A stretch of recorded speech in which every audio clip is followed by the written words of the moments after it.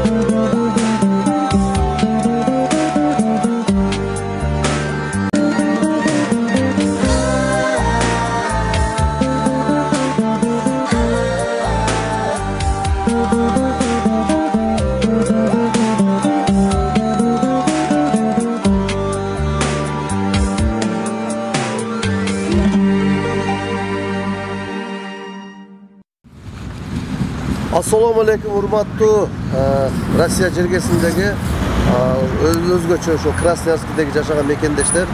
Буюрса бул жакшы жөрөгө баштаптыр. Сармерден Шерине деген бул кыргыздын баягы каада салттарына кирет. Ушу Шеринени уюштуруш тобуна рахмат. Ушул нерсени баштаган буюрса бул ынтымактын Шеринеси болсун, достуктун Шеринеси болсун. Ошону колдоп, биз ушул күч кубат берели деп жакшы ниет менен келип отурабыз. Дагы бул стимул болот жаштарга. Бул токтобой турган нерсе. Ушул эми биздин ата бабабыз жашаган Енисей, Кызылжар жергесиндеги жашаган жалпы мекендештерге ийгилик каалайм. Бар болуңуздар. Буюрса мына Шеринени бир нече секундтардан кийин, бир нече мүнөттөрдөн кийин баштайбыз.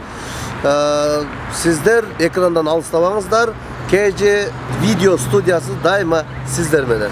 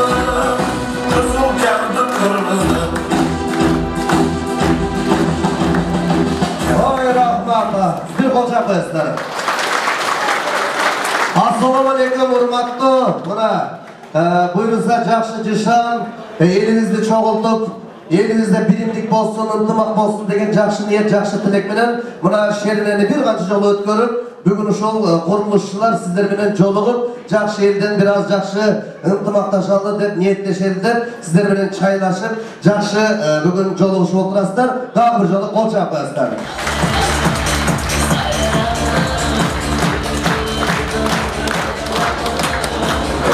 Hormatlı, bugünkü konoktор, bugün gelen çolun, şu toydagıday olturumuzlar, aldığınızda da koyulgan dağımlardan tatıp, negizinden gömül açıp, okşaş gündürden, koyanda okşaş gündürden taşap, biraz bolsa da Kırgızstan'a salımızlarda koşup, şu çet jakta jürösüzler, hem özübüzdün jerimiz Kızıljar, oşense dağı, bugün şu jakşı niyet menen, jakşı tilek menen elimizden ынтымак bolsun degen maksat menen başlagan birimdik birimdik uyumuna, birimdik uyuşturu toğuna kol çavalar bolsun. Bir de kol çavalar.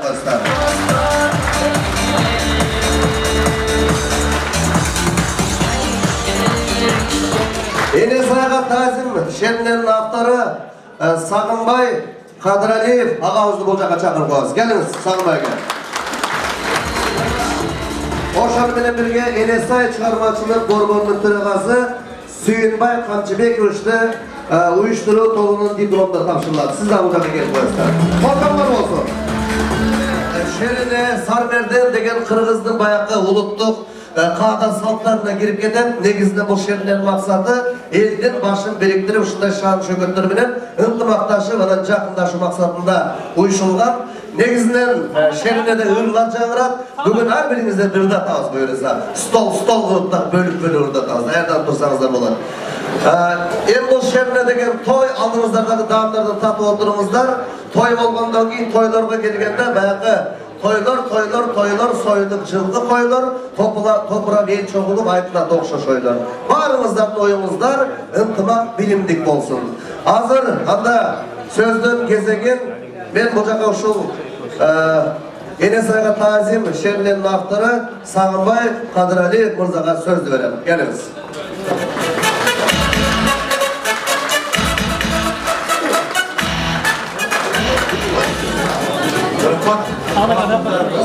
Bonsoir.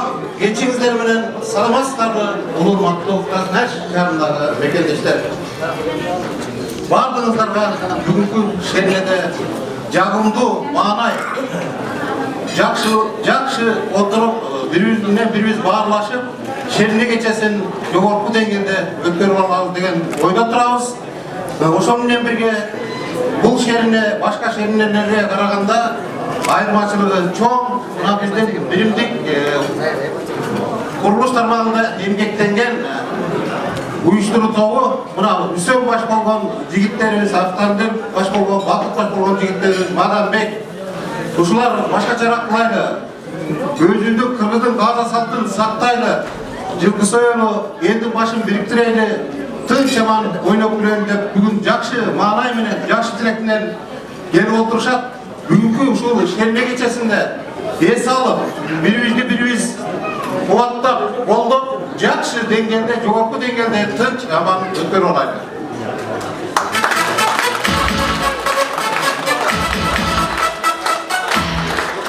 Ошол менен бирге Ресат Чарматын Коргоонун атынан ушул бүгүнкү шернени уюштурган биздин жигиттерибизге сыйлуу баракчаларыбыз бар. Ошону Сүйүн мырза тапшырып койсо, сиздер кол чаап коштоп турсаңыздар.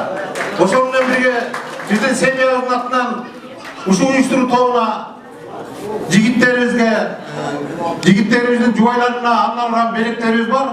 Аны жубайым ушу элдин алдында берип тапшырып койсо. Кол чаап коштоп турасыздар.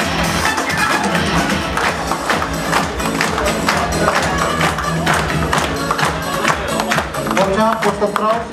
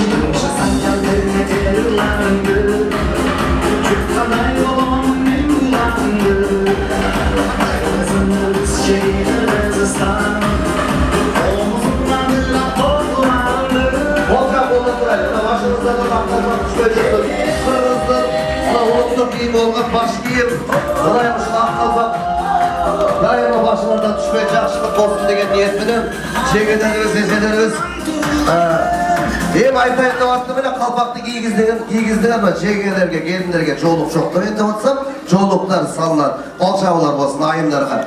Айымдар бар, ошон үчүн бул мырзалар бар. Аялдар бар, биз бар дегендей.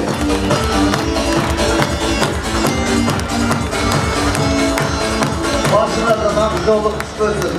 Бұлай байған байлеше, қар düştü, ғалия ақсақалды апалар болуға. Елдің қызматында ол ынтымақта біріктікте болып, елдің жақшылығында көй болып жүргені деген жақшы ниет, жақсы тілек, жақсы мақсаттармен жеңелеріміз. Бұна әрбір келіндерге, жеңелерге бір де мақтаулық салы. Пакетімен беріп қойыңыздар, кейін дағы бір тойға барған алпарат аларда. Қолдан қол өтіп жүріп, айрандырып жүріп.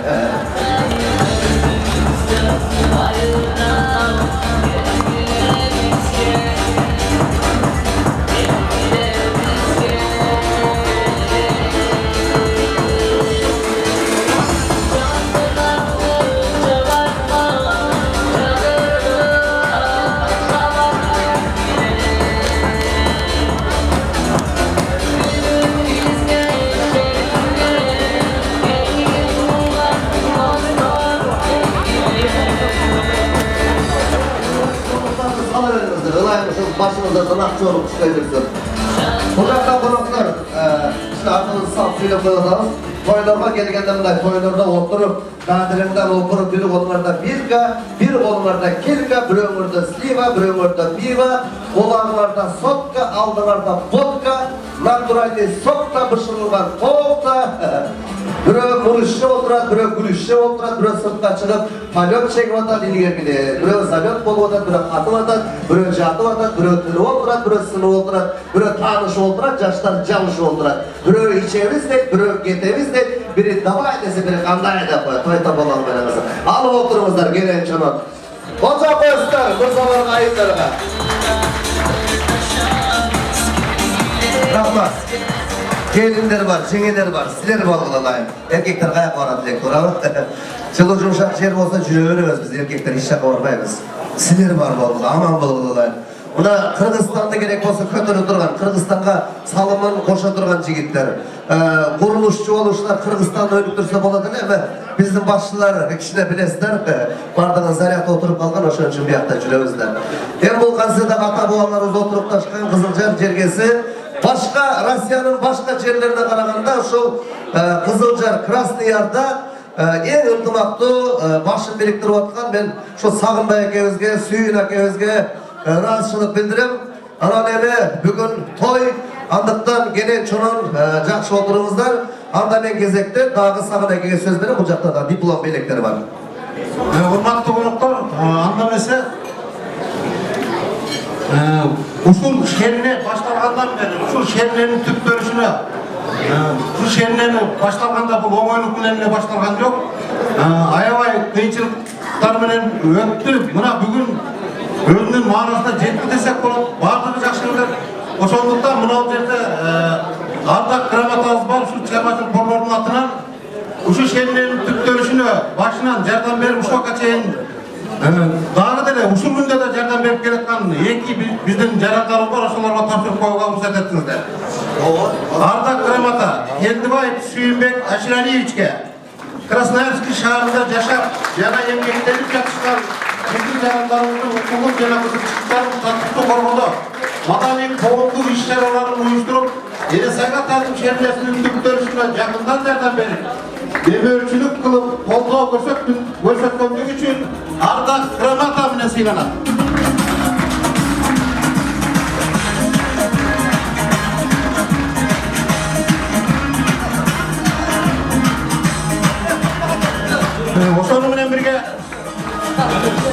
Ошону менен бирге ушул шеринени баштап эми тамтың басып атканда биздин Кылычбек деген инибиз Сагынбай эке баштай бериңиз, аркаңызда биз турабыз деп колдоо көрсөткөндүгү үчүн азыркы күнгө чейин жардам берет. Алыстан Новосибирскиде болсо дагы жардамын аябай ушул элдин маданиятын өнүктүрүүдө, жалпы элдерге кызыкчылыгын коргоодо кызмат кылгандыгы үчүн Элесайга Тазым шеринесин дайыма демөөрчүлүк кылып жүргөнү үчүн Акаев Кылычбек Нуталиевичти чакырып койсо.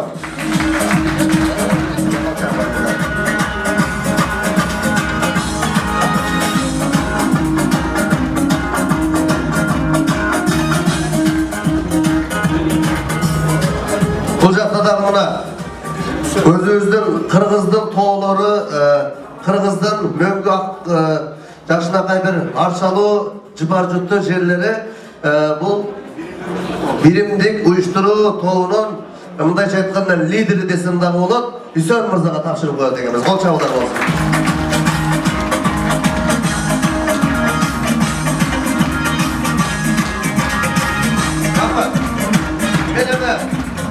Мындай Кыргызстандан атайын мындай кичинекей белек ала келдим эле, бирок муну негизинен ушул бүгүнкү уюштурган жигиттер, мырзалар, анан анча-мынча жеңелерибиз дегендей баарын ыраазычылык билдиребиз. Мен баштан баштап ушул бүгүнкү шеринеге чакырган Сагын экебиз болсо инициативаны көтөрүп бул жака чакырган ушул азыркы эле ушул Үсөн агабызга ушул акылбакты кийгизип койсом.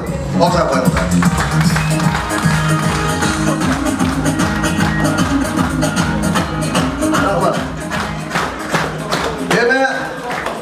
Ушул биримдик уюштуруу тобунун мындайча айтканда ишкер ушул Kırgızstan'a salımın koşulatkan, böten jerde жүрген бар düşünösler, bilip durasızlar, uğuldarınızlar, turadağınızlar da azırkı belek tapşırıp, kabul tilek aytıp koyu üçün Hüseyin Mırza'nı, Bakıt Mırza'nı bu jağa çakırayım. Gelinizler. Assalamu alaikum, hurmatlı mekendeşler.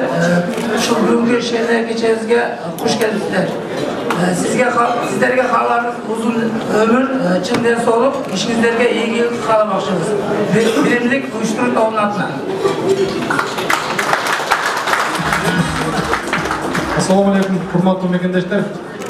Bugün şehirler geçesinde barınızda bu şehirde birigip dağı ıntımaklı içinde oturasızlar. Her birinizlerge ilgilik, amançılık, tınçılık kalayız. Ayta geçirse, uşunday bizi dağı köpne sovetlerinde başımızı biriktirip şu sağına kadar жақсы жасаған ekan, şu kişiye daha bizden arzulan bileğiz tavşır koyulsa dediniz.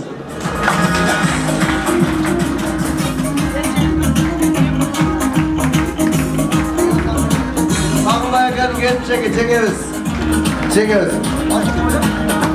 Dilber Cenab bu jağa gelip koyarız. Sizge daha kişinege belek beşkekler var, uşul birimlik uyuşturucu toğunan gelin çeke. Ben görüştüğü sultaz bile görmek su içet degende gelelim sizlere.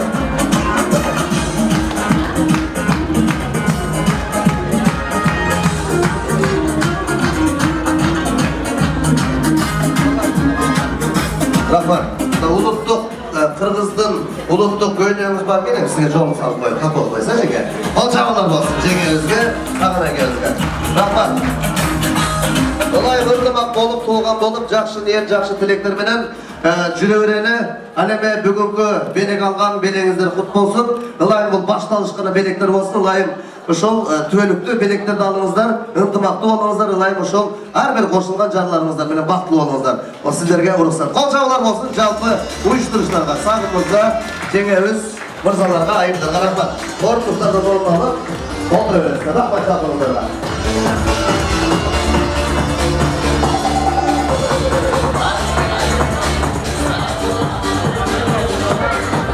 Hurmatlı, bugünkü şehirlerin katılışçıları, hurmatlı mehmanlar, hurmatlı konaklar, hurmatlı mekendeşler, genel oturumuzlar, sırdaşım, süyleşim, aldığınızlarda koyulgan dağımlardan tatıp, hazır olsa şu özgöçelenlik Kırgız uluttuk biyiminen özümüzlerden uşul kızlarımızlar var.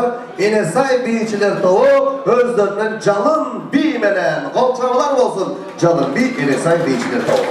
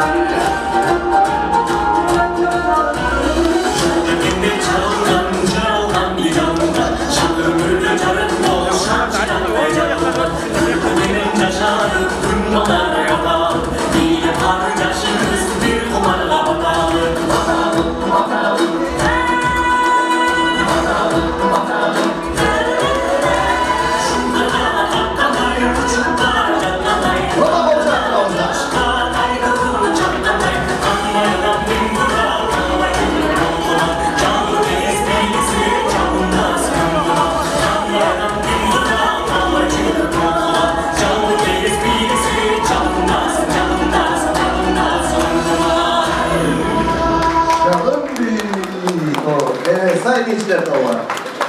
Evet, say beyçiler tavuğa rahmat, aman arkadaşlarım. Bilet jüne vermeye, çoğayıp kalsınlar, ertirek turmuşka çıktılar. Kırgızın sanı göbetkide koyları da teң suyu kaygan sulu karındaşlarımız. Endi mına Rossiya jergesinde emgeklenip jüresizler. Buyursa, taможня sayızga koştu, biraz жеңилдик bolup kaldı okşayt, жақшы. Ынтымагыбыз күчөйберсин. Men ошол Россия деген bir ыр жазган элем, патриоттугун ошол мекендештерге арнап жазылганын, ошону тартуулайындагынан кезекти дагы сөздөргө беребиз. Кол чагып отурсаңыздар болот. Эгерде колуңуздар бошобой калса, бир колуңуздар менен бетиңиздерге чаап, бир колуңуздар менен тамак жегенче отурсаңыздар боло берет. Кол чабуулар болсун кеттик.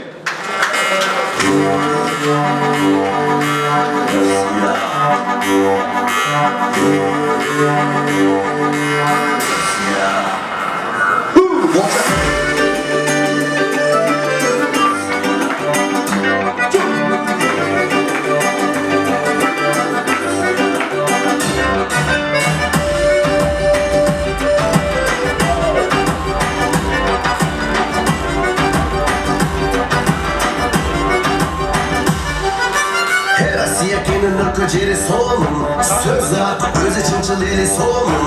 Kızılet, Moskva şarı sonum, işte genge şoğu barı sonum. Екатеринбург, Санкт-Петербург, Новосибирск, Якутск, Нижний Суд, Ханты-Мансийск, Улан-Удэ, Чита, Владивосток, Сахалин, Самара, Якутия, Пермь, Саратов, Ростов. Хочу танымаса жүргендер көп, Алматының азамат жырындары, өз мекенін жанындай сүйгендер көп, Кыргызстанның өзгөчө кырандары. Эй, Россия!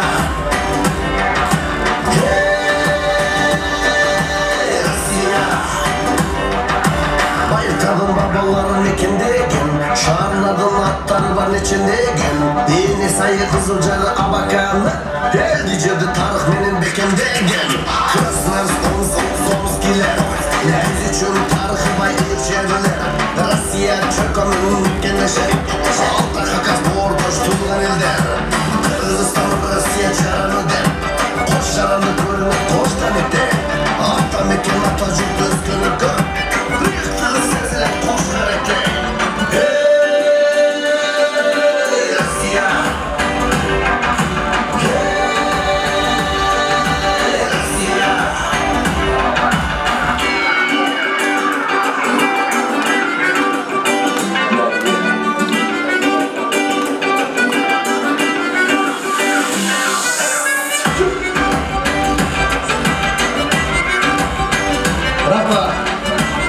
Rossiyadagi mekendeshlar aman bo'lingizlar, o'g'irlangizlar. Ular qanday maqsad, niyat tileklar bilan yurgan bo'lsangizlar, niyatlaringizlarni charatgan bergan bo'lsin. Ana hozir bu yoqqa Qirg'iz Respublikasining Rossiya Federatsiyasining Ekaterinburg shahridagi boshqa konsuli To'lanbay Janibekovich jana Krasnoyarsk shahridagi madaniyat, sport bo'yicha yoshlar uyumining төрағасы Enesaygat Tazim Şerinesi başlangandan beri demirçilik kılıp gele жатқан ağabeyimiz, atolumuz Süyinbek Aşırali işte jana Erköt şartındagi To'xtag'ut Qayrulloh fondining vitse-prezidenti jana Qirg'iz Respublikasining migratsiya xizmatining Krasnoyarsk shahridagi jalpi o'kil chaqiriladi. Kelingizlar. So'zlim gezegi sizlarda.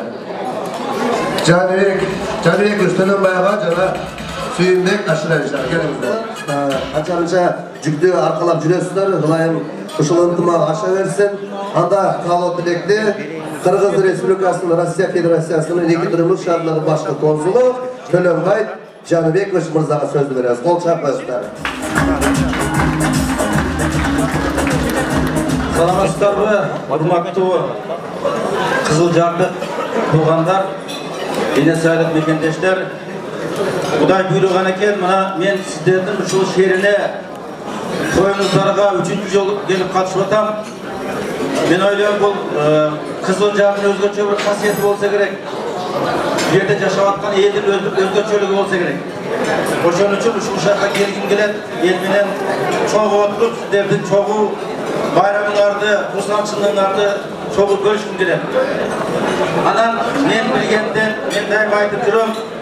Çet өлкөгө, Россия өлкөсүнө жөнөкөй кыздарыбыз, балдарыбыз келген эмес. bu yoqqa jo'pechikdan qochmagan, qiyinchilikdan qo'rqmagan yigitlar kelib, ishlab, qadr barqqa ega bo'lib, siyirmarqqa ega bo'lib, ana bugun shunday to'yni belgilaganga güçlü tuziladi turganda. Halkın ululuğunun köplüğünde azlığında emas. Halkın ululuğu al oşol özünün bir fatatın qada saltın saqlay algandığında uşaqda işlep qiyinchilikdir jengip oşo qarabasdan boş vaqtingizlarda şu oşgan bayramlarni bayramlaganingizlar men aytgan jana oşol ulug' Qirg'iz elining qada saltına qo'shgan salımızdan. Demek Qirg'iz elining kelajagi keng ekan, Qirg'iz elining kelajagi buyuk ekan. Men aytib juram, mana bugungi kunda mamlakatlik biylikning dag'i elga bo'lgan, biylikka bo'lgan mamlakati o'zgargan tuğanlar. Men o'sha doim kelib sizlarni qutlaqlayotganim, o'sha mamlakatlik biylikning elga yaqinroq bo'lib qolganligi. Mana boshqani aytmayın. Başkan aytmayın. Qamatda kelib o'tdi. Aytadigan masala men mana sizlar o'zingizlar bayqadingizlar. O'sha yerda Sag'inbaydi-da. Sag'inbayning xizmati zo'r. O'sha janob Sheriniyani shu bayramlarda biri bosh bo'lib harakat qilib chunqab olsa uyushilmaydi. Men o'shani bayqab Sag'inbay inimizni Qirg'iz Respublikasining Madaniyat Ministrligine xat yozib talab qilib kerak bo'lsa qattiqroq aytib ushul yigitimizga Qirg'iz Respublikasining madaniyatining mixtisi degan nomni ola kelib turganlar. O'shanda yana bu yoqda bir do'stimiz inimiz Qirg'iziston jiranimiz o'tirib, ular uyda yashab ishlaydi. Men o'sha bildirib kelganda kitoblarini berdim og'acha. Kitoblarini o'qib, otamekanda bo'lgan suyuqlari, eldi yerda suyuqlari, Qirg'iz mamlakati, to'g'ri, bir to'su, oqqarli to'su var. Qirg'izistonda to'g'ri saqlasizlarmi? Saqlasizlar, turib, toza suv, toza havo. Anday mamlakat dunyoda yo'q. O'shanday mamlakatni dang'azalagan Zamir Husaynov Gerdeşimizge dağı o'sha Qirg'iz Respublikasining madaniyatining mixtisi degan nomini ola kelib topshiriq turganda. Ushul dağı o'sha mamlakatlik biylikdan elga bo'lgan haqiqat ma'nosida deb hisoblayman. Ularga men o'zim temirga ko'tarib ushul nomini ola kelib turganlar. Shuni sizlarga qatnashingizlarda topshirib qo'yaman. Qadrli Sag'inbay Nigizovich madaniyatni maqta xizmatkari To'sh belgisi bilan siylandi. To'sh belgi Qirg'iz Respublikasi madaniyat va ma'lumot va turizm ministrligi 30-10-ay 2015-yildagi nomer 510 bölüm negizinde topshirildi. Ministr Maqsudov Ağayozlarga qo'lchavlar bo'lsin. Madaniyatni maqta xizmatkari.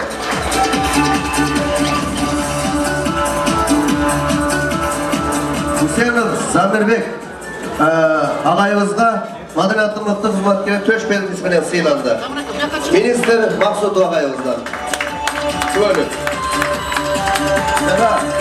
Orden medalları, qo'lchavlar olsun. Madaniyatga salımızlarni qo'shib jireveringizlar, var bo'lingizlar, o'g'irlangizlar.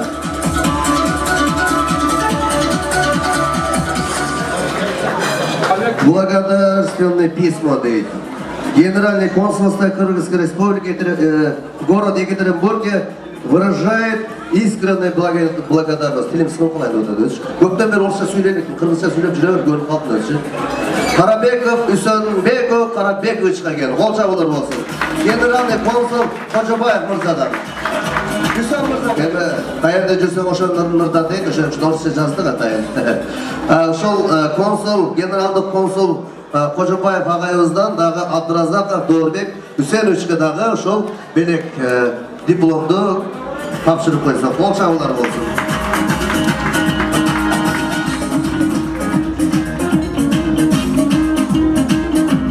Жаңадағы шындайлы құттықты белек Қожабаев ағайымыздан генералды консул Ахматов Нұрисланбек Айтбаевичке дағы белек тапшырылар. Қолшабылар болсын.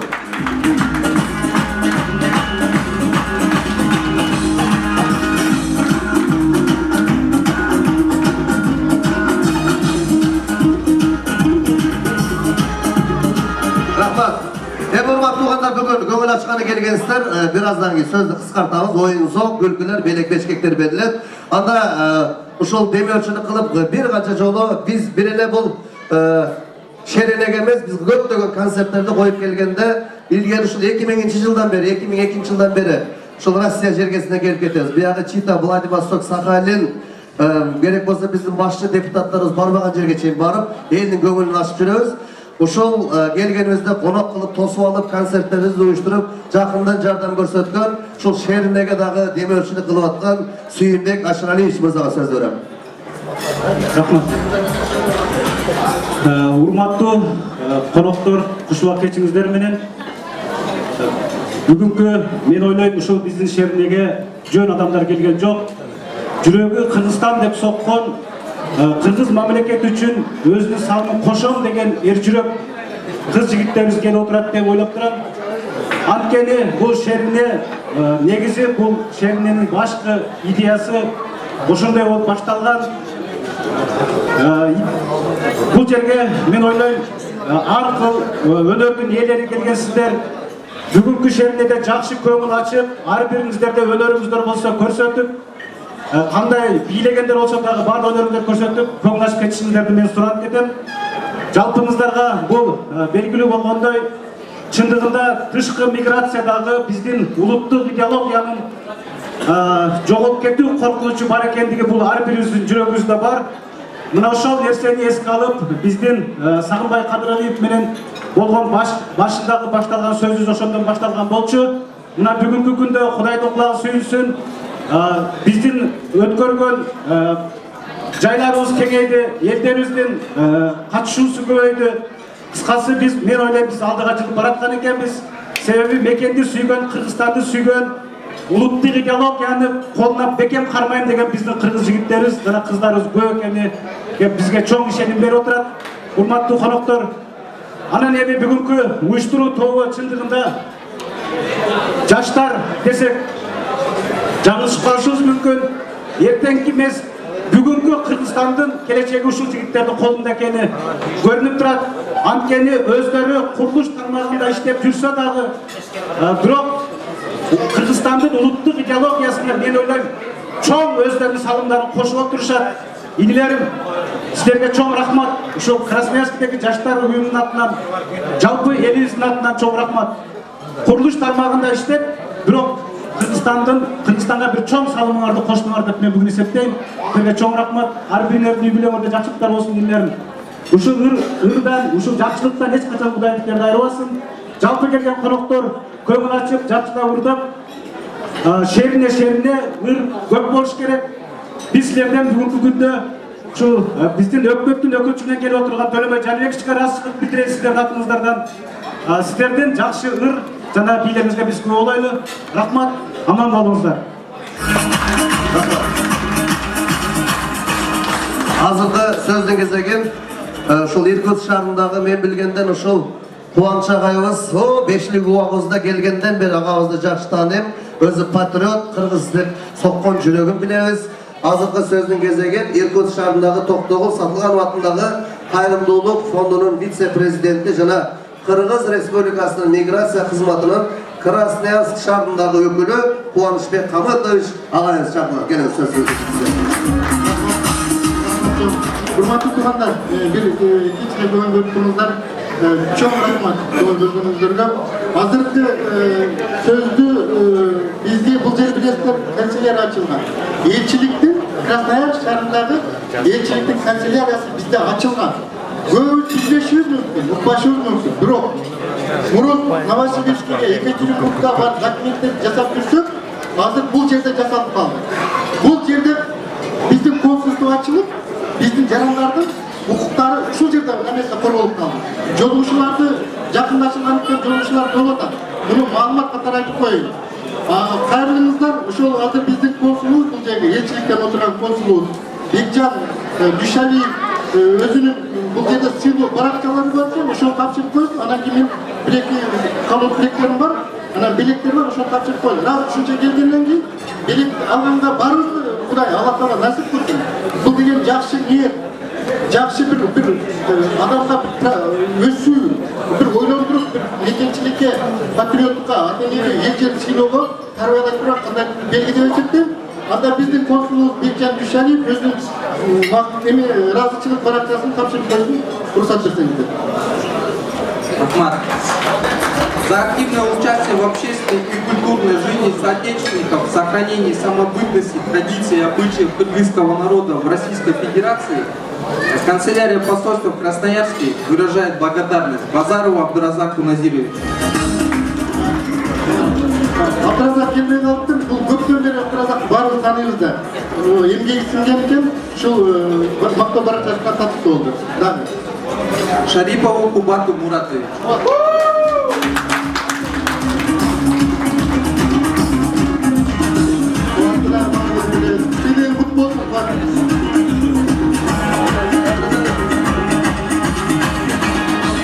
Альчиеву Мамадьяру Баишевичу.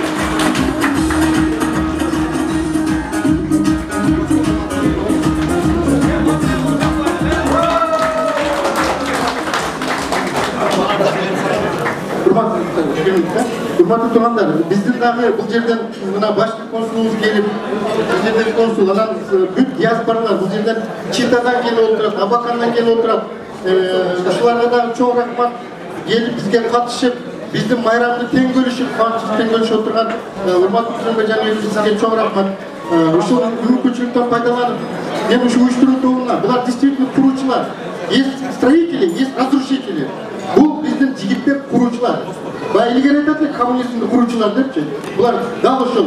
Kırmızı fundamentin dualı, baydualı kurup ya bizge şu tanrısal pürpüretmen şu kurucular, uyuşturucularga çok rahmat. Daim şunday başlardan nakkalpanlar gitmesin. Daim baktılır, жақсы turmuşlarda görülür. Elimiz menen bollar. Bizim kırmızı elimizde emniyetini kızmak kurucular. Ana ki tuğanlar, biz Irkutsk'da жүргөндө токтогул сатылган деген фондду ачканбызда эми тарыхы жок элимизде har bir элдин тарыхы бар. Ушул аракет кылып, ушу көчө боюнда фонд уюштуруп, аябай аракет кылдык. Ушул Токтогул Сатылгановдун көчөсүн коюу, фонд уюштуруу идеясын Муратов Амирбек Туратович өзү Иркутскке келип мен иштеп жүргөндө чогуу уюштуруп, Ашрариев, Бешинал Ахматалиевич деген бізде досымыз бар, ошол президент кылып шайлап, анан биз Амирбек өзүбүз президент болуп, губернаторго чейин кирип көчө коебуз деп аябай аракет кылдык, канат төгүп жүргөн, барганда айтып жүргөнбүз. Эми ошол фонд быйыл Токтогул Сатылган 150 жылдыгы болгондуктан бир нече медалдарды чыгарып, ардак грамоталарды чыгарып, биздин президентибиз Алмазбек Шаршенович Атамбаевден баш болуп биз сыйладык.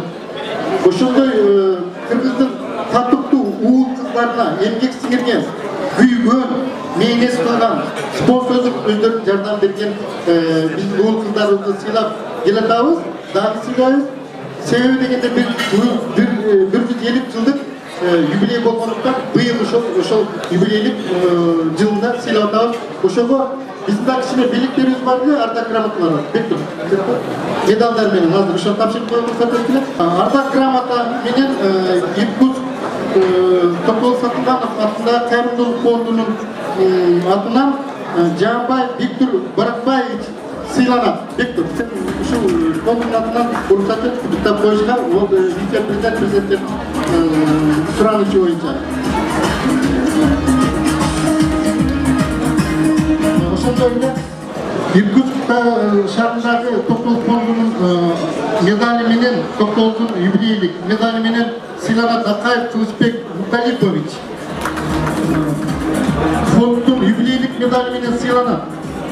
Жана ошондой ардак грамота менен сыйланат Ормонова Эльнура Латиповна. Эльнура.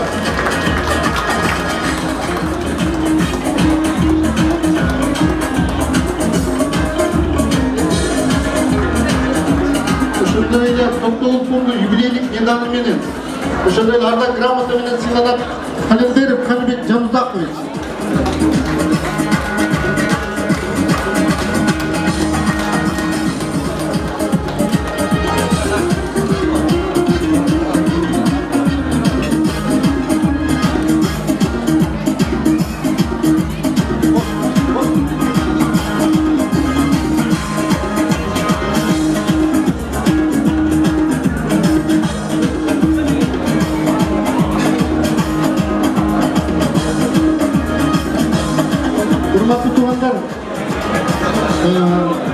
Өзүңүздөр көрүп турасыздар. Быйыл биздин башкы консулу Төлөнбай Жаныбекович 3-чү жолу биздин шернеге катышып отурат.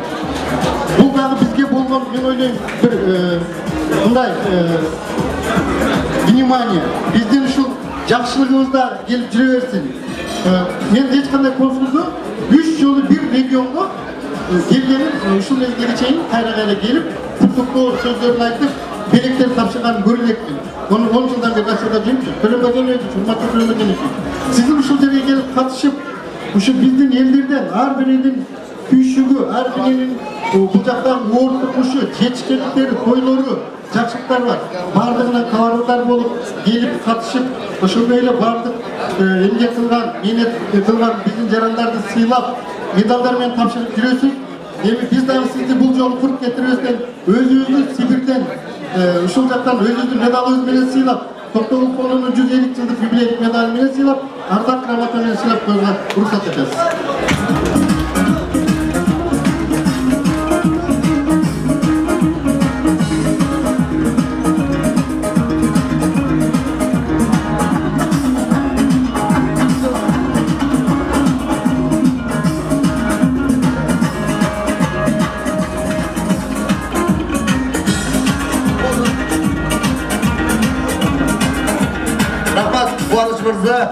Жалпыңыздарга рахмат, сыйлыктар кут болсун. Мына катар мактоо баракчалары, грамота, дипломдор берилди. Бирок мен мындай билгенде Кыргызстандан деле чыгарып ала келсем болмокчу экен. 100 сомдон чыгарып берет ушундай дечи. Тура айттым, элиндеги урматтуу туугандар. Тура чындыгы чогуш болуп кетти. Кечирим сурайбыз. Эми баягы жыл жыйынтыкталып, жылдын аягы болуп калганына байланыштуу ошо Красноярскиде кичине эмгеги сиңирген адамдарды сыйлап коюш керек болуп да. Ойлоп турам, бир 10-15 мүнөт убактыңызды алып атабыз. Эми бирок ушинтип өзүбүздү сыйлап, бири-бирибиздин духубузду көтөрбөсөк, анда бизди ким сыйлайт? Ушуну ойлобойсуздарбы? Эми урматтуу туугандар, эми мындайда мына ошол Красноярский шаарында бүт Россия боюнча биринчи жолу Көкбөрү Кыргыздын эң жогорку улуттук оюну Көкбөрү оюнун уюштуруп, демөөчүлүк кылып, ушул жерде Красноярский шаарында биринчи жолу өттү. Бул Россия боюнча. Мына ошонун идеясын көтөрүп, ошону Красноярский шаарында биринчи жолу өткөргөндө чоң салымын кошуп, жана ар дайым Кыргызстандын ушундай бир жакшы кечелеринде өзүнүн желегин желбиреп жүргөн жигитибиз Касымов Нуралы Туганакуловичти диплом менен сыйлайбыз.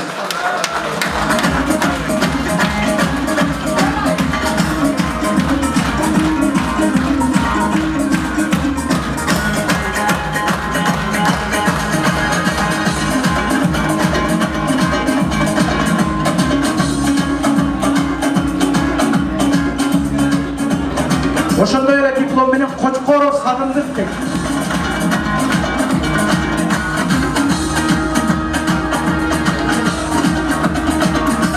Ушундай эле диплом менен Жунусалиев Тынчтыкбек Саид Маматович дейт. Ушундай эле диплом менен Кочкоров Алтынбек дейт.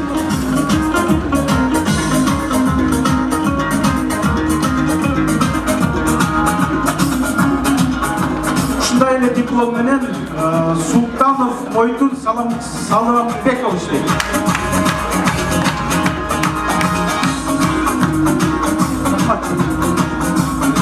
Рахмат. Эми урматтуу мырзалар, бул эми бир гана жөнөкөй дипломдо эмес, кеп белек бешкекте эмес, кеп бир аз болсо дагы стимул, жаштарга багыт берүү, көңүл бурганыңыздар үчүн рахмат. Көңүл буруп атайын 3-чү жолу келип катышып атсыз. Төлөнбай мырза, Кубаныч эке, Сүйүн эке, ал эми акыркы жыйынтыктоо сөздү бул жакта агайыбыз азыр көбүбүз базы интернет менен жашап калдык, бирок жазуучу агайларыбыз дагы жылдан жылга жазгандар дагы аз. Агайларды сыйласак болбойт. Акын Кыргызстан жазуучулар союзунун мүчөсү, республикалык Шатманов атындагы сыйлыктын лауреаты Замирбек Усенов деген агайга сөз берейин. Кыска. Урматтуу туугандар, урматтуу мекендештер, урматтуу Кызыл Жардык кыргыздар. бардыңыздарды бүгүнкү өтүп жаткан шерене майрамыңыздар менен куттуктайм. Ар дайым денсаулыгыңыздар чың болсун, көңүлүңүздөрдө ар дайым жакшылык жылуу болсун, ар дайым мээнеттениңизди унутпагыла. Ушул жерде дагы бир жолу айтып кете турган нерсе, ушу бүгүнкү шеренени уюштурган балдарга терең ыраазычылык, сиздерге чоң рахмат. Ушунчалык анан дагы бул шерене деген сөз менин оюм боюнча бул кыргыздын маданияты. Биз эгер маданияты жогору элдин экономикасы эч убакта төмөн болбойт деп ойлойм. Дагы бир жолу ушул шеренени уюштурган Сагынбай Кыдыралиев, Сүйүн, Кубанычбек Амашев ушул жигиттерге, түптөгөн жигиттерге терең ыраазычылык. Анан дагы айтып кете турган нерсе, мына бизди сыйлап, урматтап өкмөттөн именно Екатеринбург шаарынан келип консул Төлөнбай Жаныбекович келип отурат. Бул дагы болсо Россиядагы сууга тоңуп, үйүшүп иштеп жүргөн кыргыздардын мээнетин баалап, өкмөттүн атынан келип бизге мына Сагынбай экөөбүзгө маданияттын мыкты кызматкери дегенди алып келгендиги үчүн бул да болсо ал кишинин чоң кызматы деп эсептейм. Ал кишиге дагы терең ыраазычылык. Эми мен бир акырындан кийин өзүңүздөр билесиздер, кошулма турганга дагы кошулма туруш керек да, туурабы? Кожобаев Төлөнбай Жаныбековичке бир арнабыр жазып келдим эле, азыр угуп койсоңуздар, Кыргыз Республикасынын Екатеринбург шаарындагы генералдык консулу. Эмне ыйык жашоодо, эмне улуу, эси жоктор жатышат, үйдө жылуу, мындан өткөн бакыт жок, чоң билгенге, чын билгенге, суукка тоң эл журтка кызмат кылуу, түшүнгөнгө эл улуу, мекен ыйык, түшүнбөгөн канчадан көбүн кыйып, мекен үчүн эл үчүн ата журтка кетсе болот ал эмес жанды кыйып. Жанды кыйбан биз менен тоңо бериң, жалтанмастан билиңиз талуу жерин, күн жарык деп бир күнү булут таркап, ишениңиз ийгилик чын келерин. Эми дагы бир Анарбек мырза, Алан мырза эми мындай да, дагы ушул жерде отургандан кийин баардыгыбыз маданиятты түшүнөбүз, поэзияны түшүнөбүз. Канчалык биз жакшы болсок деле кемчилик боло берет да. Ошон үчүн кыргыздар деген бир ыр бар эле, сиздердин алдыңыздарда окуп койсом, андай экинчи жолу алдыңарга чыкпайм. Убада берем. Кайран кыргыз качанкы тарых элең, Азиянын жарымын бүт элеген, тоодон түшкөн дайрадай жик-жик болуп, сууга окшойсуң качанкы жерге сиңген. Көбү анын учурда башка улут, зээним кейит өзүнчө мындай туруп, себеп таппай чачылган чоң кыргызга бабалардын андагы дени уруп, түмөндөгөн эл болгон убагында, туруп келген каршысын ат жалында, жел урбаса бир жактан бүт тазалап, кетпейт элем кыргызым бул кылымга. Ошондуктан сакалчан бурадарлар, окугула элиңге чоң бурандар, боштондугу илиштин жеңбегенде, болбойт элек азыр биз көп инсандар. Илгери убак мекендеп бөлөк жерди, ата башка болгон дейт кыргыз теги, азын-сунда жанымдын кармашканын азыр жүргөн балдарын билишеби? Кыргыз кетти батышпай өз жерине, кыжыр келет айтамын беттерине, ата журтка кыргыздын бири-бирин шахмат ташын жегендей жешкенине. Көп болсок биз дүйнөдө баш булуттай, мейли эле бири-бирин түп курутмай, ким ойлонот кыргызды бүт ширетип, жүрүшкүдөй урпактар эч унутпай. Рахмат кыргыздарга. Рахмат агай. Рахмат. Ал эмеңиз корчой берсин. Бар болгон ушундай Самирбек агай, ушундай ырларды жаап жүрө бериңиз. Төлөнбай мырзага рахмат. Жалпы калып эле айткан, диплом бергендер, алгандар, жалпыңыздарга рахмат. Кыргызстан туура жолго түштү деп Төлөнбай агайыбыз жана айтып кетти. Баса турган жолун дагы эле таппайды. Чындап эле мен мындай азыркыдай орденди күбөлүктү мен 20 жылдан бери сахнада жүрүп ала элекмин. Ошо шерине уюштурат окшойм, чөтө ойлонуп калдым. Төлөнбай ака буюрса бересиз да мага дагы. Бирөө алып бересиз да. Атамбаев менен жакшысыз, алып бересиз да. Hem Atanbayev'den kaldık. Geçen 2010 yılki prezidentimiz men Otunbay öz turaba koydum bile men çuvak ağacıga vardım ağlımız. İslam ağlımı barıp soradım. Acake turagan günü desem aytты. Emin talap taksır. Siz turagan adam narazı olsa günü, eğer de razı olsa günü emez degenden turab adam. Bizden 2013 yılki prezidentimiz Otunbay varacak. Sizlerde bugünkü şerine bayramımızdır mene kutluqtavadan. Men bunday çındığında aptan kuantıram açık aytayın. Açık aytayın. Moğol Kırgız eli aptan ıntibak ekenin isterdi. Göl göz vatasılar. Men şu Kırgız'tan saltı olgun şerineni aldığa çıldırgan Sakınbay degen simpatişli inime rahmat aytam.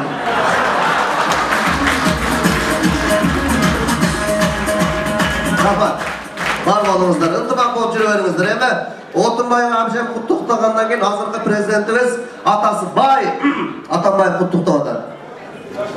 Урматтуу мекендештер, урматтуу Красноярскиде жашаган кыргыз туугандар. Чындыгында мен абдан кубанып турам. Açık aytayın, abdan kuvvet duramın. Buna buyuruşa Kırgızstan aldığa cılып atat. Kurubildin kurşu tüşü dağı cılып atat. Buyuruşa men işenem ananayınlar. Şilerde Kuday qoldaydı. Men qolday almayım ağa işenmegine. Kuday qolday şilerde.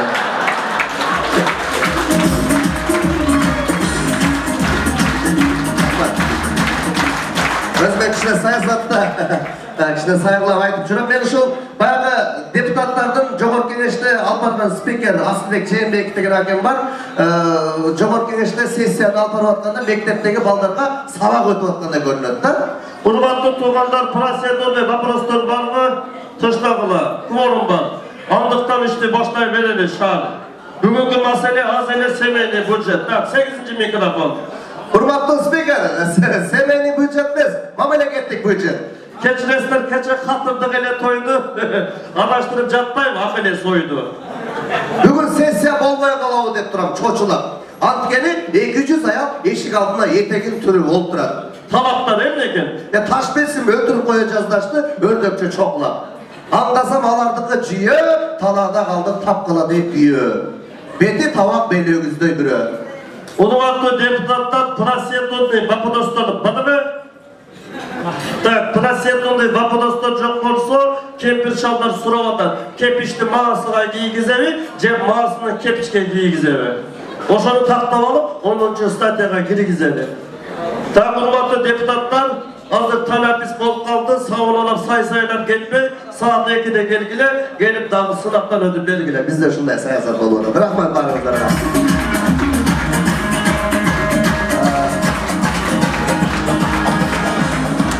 Эми саясат менен 2010 жылғы қоғаландар есімізден шықпайды. Атамбаев жақсы іштеп атат, депутаттар жақсы іштеп атат деген менен бир уч 5-6 ошол бир 200-300 депутат бар, ошолдар эле чөнтөк депутат болуп калды, ачык айтыш керек.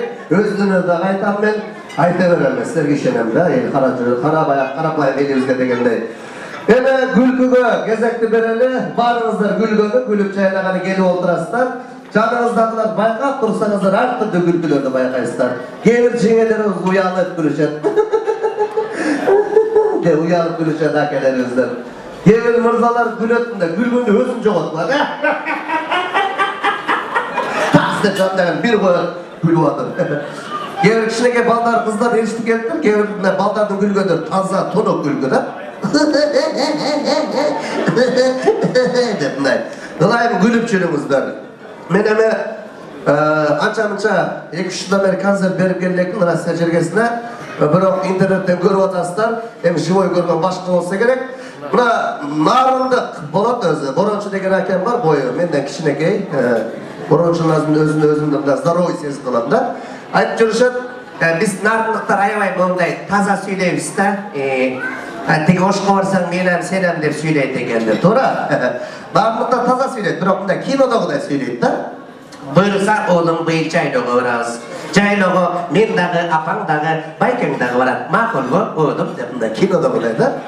Бизде кандай? Бизде, оолум bu yıl jaylaga boramiz, jaylaga men ham boram, opam ham boradi, akang ham boradi. Естественно da bizdeki. Anam narınlıkların toyuna var kaldım. Bunday restoran var eken, biroq soğuk eken. Ata bilen atılıp ketken dedim böyle. Bir vaqtda tamada çıktı. Hurmatlı toyga kelgan qonaqlar. Barыңızlarni biga chaqiramiz. Dedine bardığı biylege çıkıştı. Narındık tuğanlar moğunda biyleydi eken. Narın gettin, narın.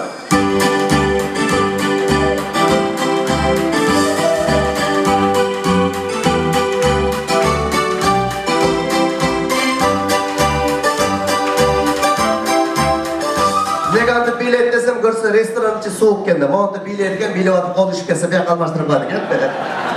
Bul konuşup kese bir kalmaştırıp var biyleydiken de. Anam buna ısıkladık tuğanlar. Atay degen iğnemiz. Biyligi menen emez, baylığı menen emez. Özünün önörü menen Kırgızdı tanıttı, jakşı jağı menen. Öz dağında nazik bala var. Atay, ты откуда dese? Я из Каракола dedim ben, nazik bala da.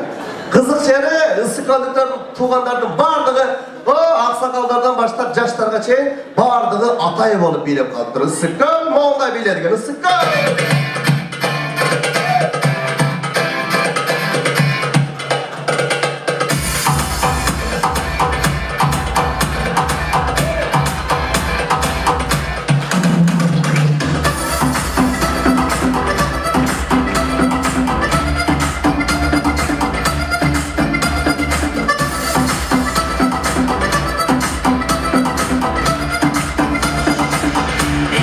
Чувствую я, дверь стучится тоска, собираю рюкзак. Это в сердце поет, манит нас и зовет. Иссык-Кульский маяк,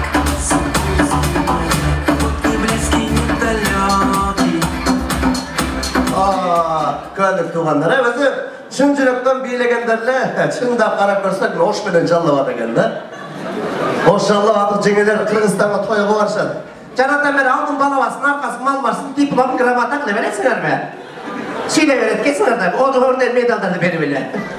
Bizge bunday, şenlege gömül açkanı gelgenden keyin, gülcük satmak normal yerinden koyup koyular deydi. Hoş jallap atıp jengeler moğla biledigen. Hoş jallap atıp!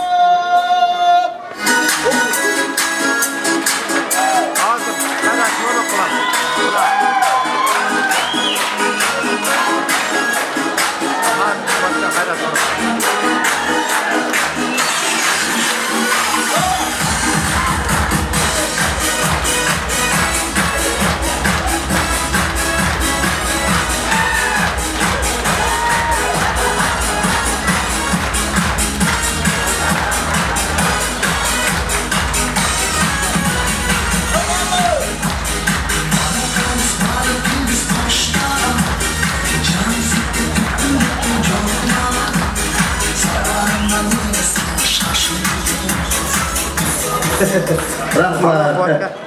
Çenge özün göğüne bir cam gene. Sen başkadan kıçıraydı da. Maşallah adı cengeler başkaça beyleyin. Anadolu buna talaslık tuğanlar. Önce sportsmenler, güreşke kaçışkanlar köptemdi. Barda katıp kalganda borçuk derdi. Selamünaleyküm, bayken derdi. Var mı Krasnoyarsk'da? Tom kalganda tomu. Onlarda, karıcı dostum. Karıcı moğul dost olmaktan moğulda söz gödüle çokum. Talas jönleri var, buraya çıkıp talas jönleri koyup koyup davay. Talas!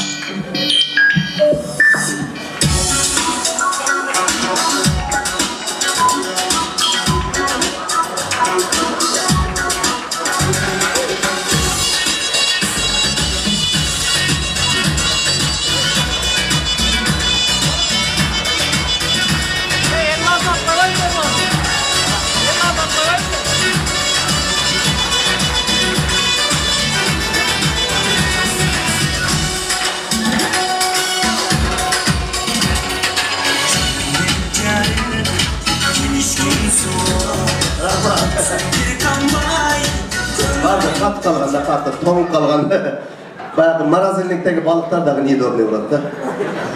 Özde Çıncırap'tan biylegenlerle mi aldı? Bakken leylek tuğanda. Leylekler var mı o yerde Krasnoyarsk'da? Var mı? Çok okşamı жүрüşет. Ha, ne olur? Ha, şu da koyuş, ha?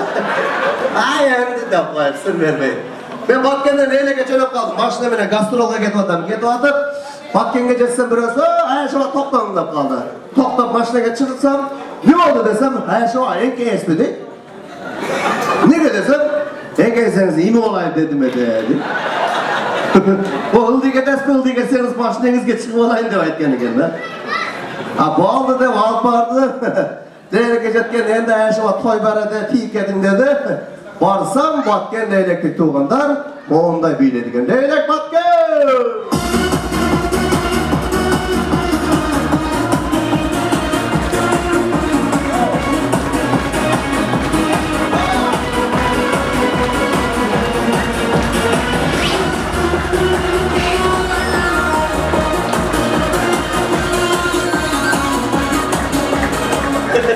Toktat koymasam da bana o kız geli olmasın canım.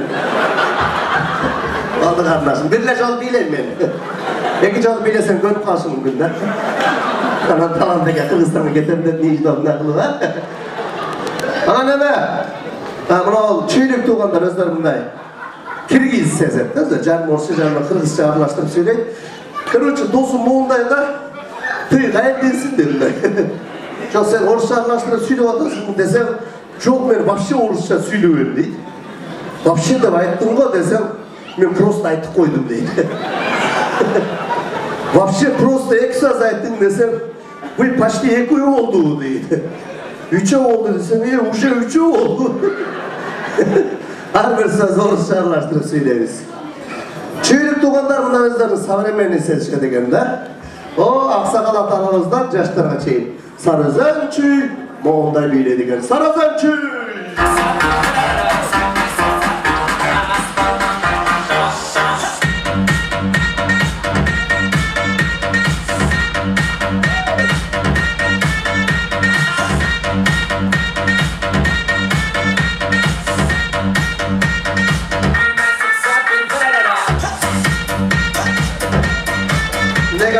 Bilesizler mi?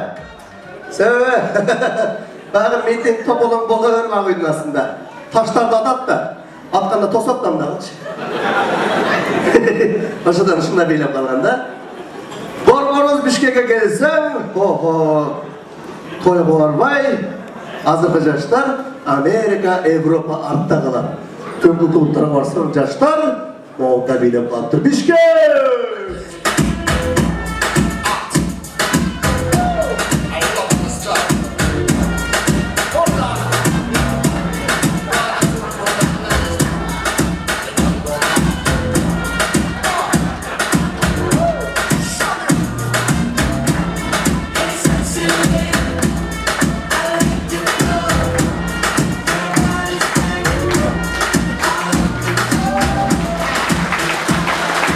Rahmat.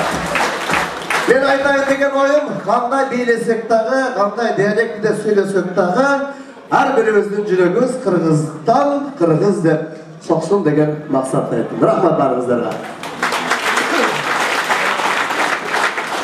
Alemi, ançam jırdap koyup jürem, köpünçe buna жаллаң жоолугу жок чеңелерге арнап тамашалуу современный чеңелер деген өрөм ошон тартуулайт. Сиздер болсо бийлесеңиздер болот. Тамак сиңиргенче. Кеттик анда.